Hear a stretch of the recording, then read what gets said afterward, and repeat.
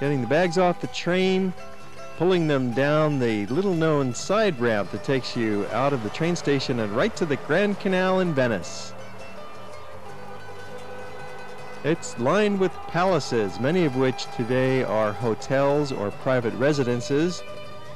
And yes, we ride the gondola. You've got to ride the gondola when you're in Venice. It's one of life's great pleasures. On our trip, we do it together as a group. That way we can share expenses and keep the costs down.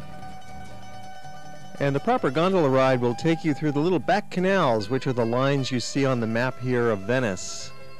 To get around, you either take a boat or you walk, because there's no cars in Venice. There's no taxis, no trucks or buses. So everything goes by foot power, including the garbage man.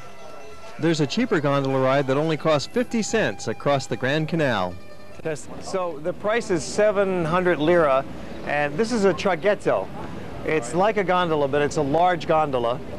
And you can go across standing up if you want to be like a Venetian. So I can... Yeah, that's fine. That's for one. Or you can sit down if you want to. And it's going to take us just right across the Grand Canal to the other side, which is the Rialto Market. This is a traghetto in Venice. You could pay 700 lira and just go across the Grand Canal in a little gondola instead of walking all around to the nearest bridge. It's a much easier way to go. And it's the cheapest gondola ride in Venice. The traghetto particularly comes in handy when you want to get across the Grand Canal and you're not near one of the bridges. There's only 3 bridges that cross the canal. There's one by the train station, one by the Rialto in the center, and there's one by the Accademia. So these bridges are spaced pretty far apart. It's nearly a mile to walk from one bridge to the next through the narrow, twisty alleyways. So you can have a nice shortcut by taking the traghetto. Just about 50 cents will get you there. In this case, we've arrived at the vegetable market of Venice. It's just near the Rialto, and it's quite a sight every morning. Fresh vegetables, fruits, and fish. This fellow is doing an artichoke heart like you may have never seen before, chopping off the outer leaves and cutting right to the choke, and selling prepared artichoke hearts. Fresh from the farms in the Veneto region, right near Venice. There's all kinds of fruits you can grab. This is fine for a picnic snack, maybe some strawberries, bananas, apples, and pears. Fresh and delicious. And now come along with me as I lead us on a short walking tour. Yeah, so what we'll do now is basically walk along one little road for about a half a mile. And this is a road that's kind of a local place. You're going to see people walking in. These are Venetians coming in to go to work. They live in the mainland, nearby in Mestre, and they get here by Vaporetto, just like we did. And they'll be walking along. You won't see too many tourists on this route that we're about to plunge into. And there's a number of shops. It's quarter of, so they'll just be about opening now. There's little clothing stores and whatnot. And then we'll end up at the Church of the Frari in about 15, 20 minutes from now. And there at the church, we'll also take a break for shopping, because there's one little store there that we found is very good for a little glass stuff, little paperweights and little jewelries and things, and the prices there are much less than you'd pay in San Marco. So straight we go. And this is the main street that we're going to be walking along. It's one of the most important streets in Venice, and as I said, you'll see a lot of the locals coming streaming in on their way to work this morning. And this is also a really strategic, good spot for shopping. As you can see all around you, there's stores and there's some sidewalk stands. And you know, one of the fun kinds of things obviously is t-shirts, and particularly the striped t-shirts. That's the official t-shirt of the gondolier. And the blue and white stripes is very much Venice itself. So you might talk to this lady here. Maybe you can bargain a little bit if you're on these, if you're buying 2 shirts especially. And they're good quality materials. Look at those beautiful scarves. Coming to us. Hard-working people here in Venice. It's all muscle power, moving things around. We love to get away from the tourist crowds when we're visiting Venice. That's why we spend 2 days and nights here, so we can really relax and have some fun and enjoy ourselves, see the back streets of the city. Here's a street named Rugula, Calle de la Rugueta. Name their streets after favorite vegetables. Passing the different kinds of shops, many of these are geared more for local residents than for tourists because we're truly in the back streets connecting the Rialto with the Frari. A mask shop like this is the genuine thing. All winter long they're making the masks, especially to get ready for Carnival, which is in February. And they'll sit there during the day just painting, and it makes a fun thing to, not now, but to go in and look at these mask shops on your own and watch them paint. We always make some free time for shopping on our trips because that's a very important activity for many people, but that happens in free time after the walking tour. See the sign there, San Tomás? That's a traghetto. Just like we took getting across this way, we're going to take a similar traghetto to go back once again, another 700 lira to get back across the Grand Canal. And notice the signs with the arrows painted in both directions. This little kids playing tricks on the tourists to throw them off, spray painted on. Right now we're in Campo San Tomás, and it's a very typical neighborhood gathering place. There's a church and there's little shops all around it, and a very nice trattoria, San Tomás, which you see right here. They have outdoor dining, they have indoor dining, and then in the back they have a garden restaurant as well. And very nice food. We've eaten there a couple of times in past trips.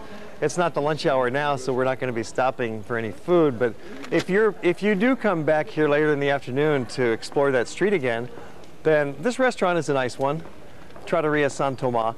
And we're just on the way to the Frari. You see that tall brick structure. There's not very many tall buildings in Venice, but this is one of them. It's similar to the church we were in yesterday, San Giovanni and Paolo.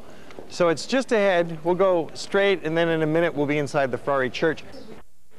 These alleyways get pretty narrow and they're pretty twisted, so you might get lost easily, but that's why it's good to have a guide. So we've completed now the first part of our morning walk, and we've arrived at the Church of the Frari. And what we'll do is go inside and have a look at a couple of the big paintings. In particular, there's Titian's Assumption of the Virgin, which is hanging over the main altar. And then there's a couple of other interesting paintings. There's one by Bellini that's quite beautiful, and just to see the inside of the church. But also we're here at the glass shop that I had mentioned to you, and this store has proved very popular in previous trips, that people enjoy the low prices, or reasonable prices I should say, in the glass shop. So you'll have time when we come out of the Frari, or in fact if you'd rather not even go inside the Frari, you could just stay here and shop while we go in and have a look at the church. And the church is similar to San Giovanni and Paolo. You'll see it looks like the same building on the inside, but there's different kinds of paintings, and it's worth a look since we're here. Sure. So here we go inside. This is the best art. Just have a look at the great painting up there. This is Titian's Assumption of the Virgin, and it's one of the great masterpieces of Venice.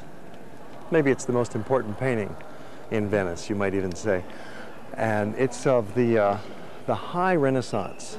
Titian was, after Tintoretto, after Veronese, he was the ultimate culmination of all of the evolution of artistic developments that were going on here in Venice. And so you see this great beauty, and it has a Baroque feeling to it even, with the swirling motion and the clear sky behind the Virgin and coming right up to the Lord above. And this is a very popular spot for weddings. There's probably a wedding every other day in here. So you've seen that. Now let's get up, and I want to point out a Donatello statue, and then the Bellini painting, which is in the side chapel over here. This is Donatello. This is a wooden statue, and it's 500 years old, carved by the great artist Donatello, and you can see it still has its original gold painting on it. It's a statue of John the Baptist. But this chapel is a wonderful place because it shows you in one spot the contrast of the Byzantine painting and the paintings of the Renaissance by Bellini, which is over the altarpiece.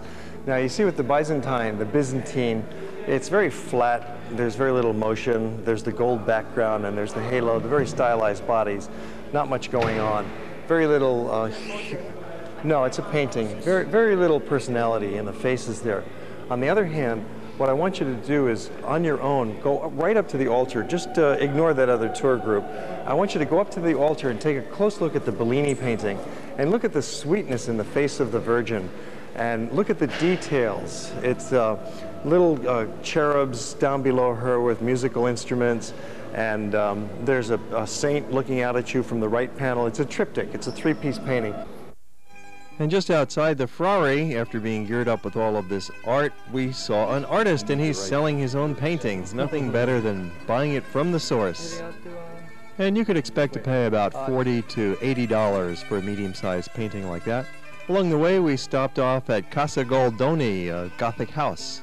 Typical private courtyard of a wealthy family, and they have their own private well inside there, and a Gothic staircase leading up to the museum itself, Casa Goldoni.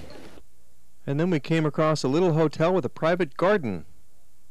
When you're traveling through Italy, you've got to visit Venice, of course, and when you come to Venice, you might consider staying in one of the small neighborhood hotels operated by a family, such as the Hotel Fiorita here in the little back streets of San Marco. They only have maybe 20 rooms in most of these little hotels, so you feel like you're staying in a family house. And it's usually a great value. The price would be maybe half the price of one of the larger hotels in Venice. And you really feel like you're part of the city when you're staying in such a small little tiny hotel in the back streets of Venice. You'll work up a big appetite after one of these walking tours, and one of the best places to satisfy it is with our friend Roberto here at Fiaschetteria Toscana. It's just near the Rialto Bridge. And try and get Roberto as your waiter.